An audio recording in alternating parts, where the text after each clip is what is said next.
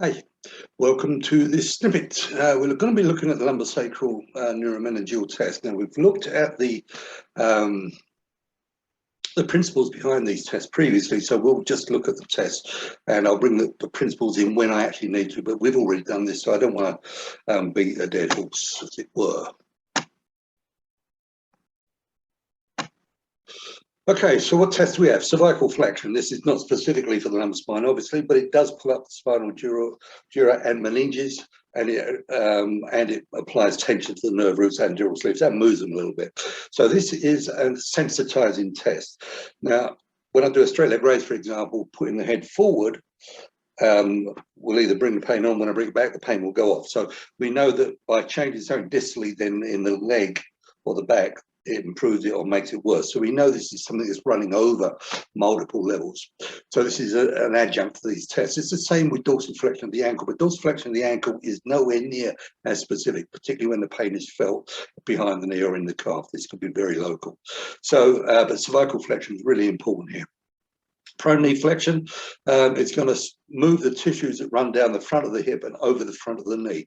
So, well, at least this is going to be sensitized that we do this. And again, cervical flexion will also sensitize it by pulling them up.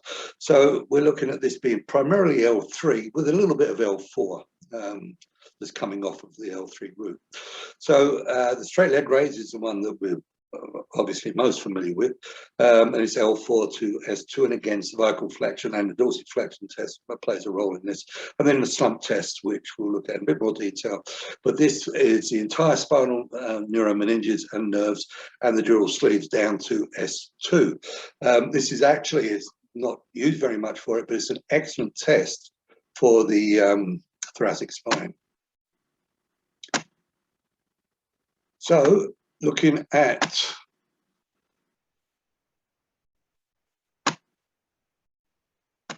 the prone knee flexion test. Now, this therapist is actually doing something that most don't do.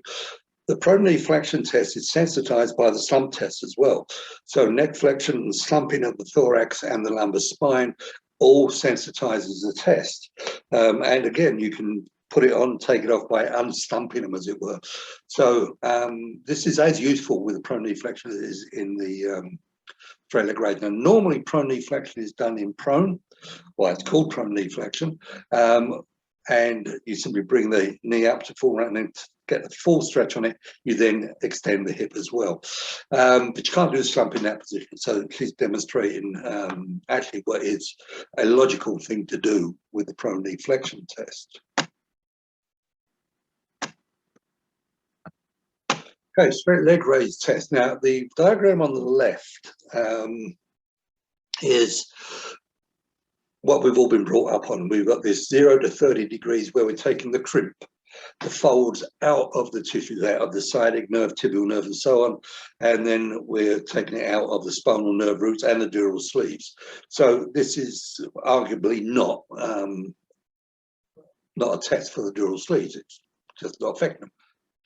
So then the dural test is between 30 and 70 degrees when you get movement of these structures, the dural sleeves and the nerve roots. And if they can't move, and spinal nerve, of course, and if they can't move, then it's painful and you've got a positive test. And above 70 degrees, the argument is that all of the movements occurred at this point, so you're just applying tension. And so this is no longer a dural neural test. That's not true. This is based on cadaveric studies where there is no spasm, there is no pain, and you can do whatever the hell you want to with these structures. The fact is, though, you're going to have disc herniations if you haven't already seen them, where the patient laying flat on the bed can't put their knee on the bed. So let alone do a straight leg raise. These people have minus n degrees of straight leg raising. So that bottom one is not true. And the research actually says that the straight leg raise could be positive for dural neural problems above 70, all the way up to 90 degrees and possibly more. So that whole range can be dural and neural. Now, you know it's neural because of the type of symptoms it's evoking. You know it's dural because you can play with the neck flexion, dorsiflexion, change things around and change the pain.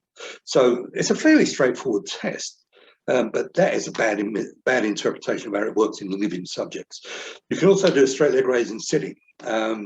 And there's absolutely no reason why not. And you can do the adjuncts. You can do neck flexion, you can do some flexion of the foot. But what you've done now is added another component that is extradural, extraneural, and that is compression of the spine.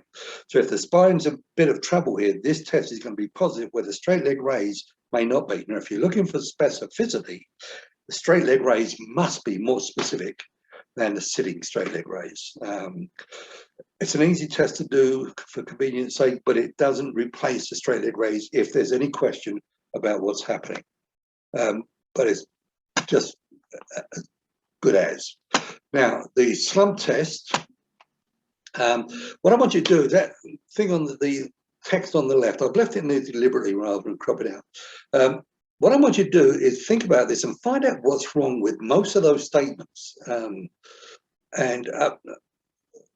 How to do it, one is arguable. You don't have to do it in that order. You can do it any way you want to.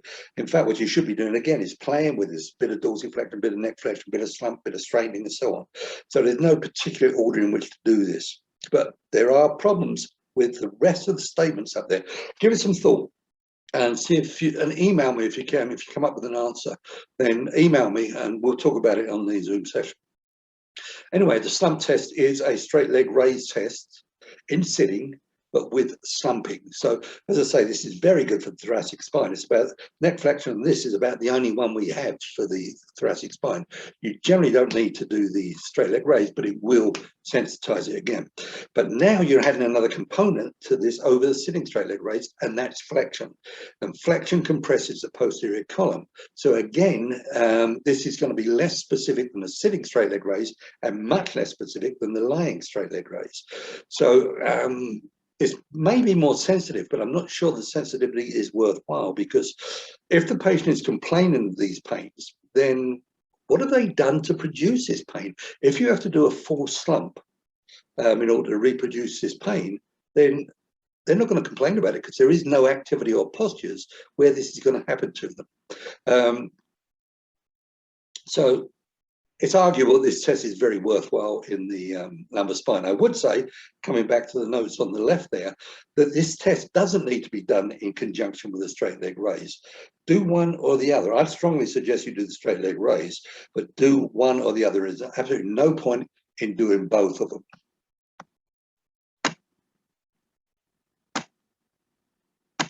So I hope this helped, and we will discuss this, because neuromeningeal tests in the lumbar spine, simple to do, a little less simple to interpret, and this does need a lot of discussion, so we'll bring it up. And as I say, if you can figure out what's wrong with the text on that particular picture, email me, and we'll go from there. But I want to discuss that in particular on the Zoom section. So have a good week, and I'll see you in a few. You take care, everybody. Bye-bye.